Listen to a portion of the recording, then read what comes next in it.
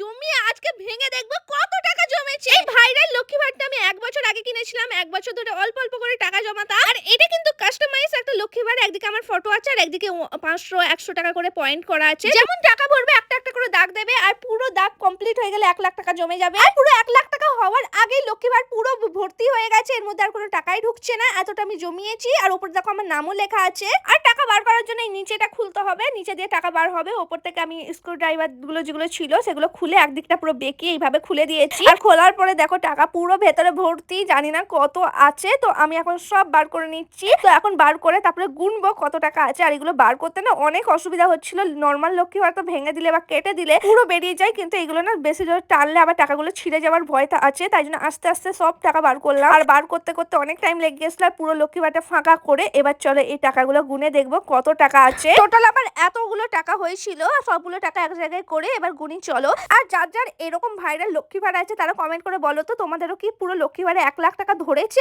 আমার তো ধরবে বলে আগে থেকেই মনে হচ্ছিল না। আর এখন তো এই কটা টাকা মানে হাফ টাকা জমানোর পরে তো ঢুকছিলই না টাকা, তাই টাকাগুলো বার করে নিলাম। এবার চলো এবার গুনে দেখি এতগুলো টাকা কত টাকা আমি জমিয়েছি। তো এবার টাকা গোনার পালা। টাকা গুনতে আমি একটু কাঁচা, মানে আমি অত ভালো করে টাকা গুনতে পারি না। এটা একটু ফাস্ট করে দিয়েছি যার কারণে এত ভালো করে এত তাড়াতাড়ি লাগছে, কিন্তু টাকা আমি অত ভালোভাবে গুনতে পারি না। তো অর্ধেক টাকা গুনলাম, এখানে আছে 20,000 টাকা মতন। তারপর আবার অর্ধেক টাকা গুনছি। আর পুরো কত টাকা হতে পারে এই লক্ষ্মী ভাঁড়ে ছিল তোমরা কমেন্ট করে বলো তো। 40 থেকে 50,000 মধ্যে এর মধ্যে ছিল। তো যার কমেন্টটা ঠিক হবে তোমরা কমেন্ট করে বলো কত ছিল।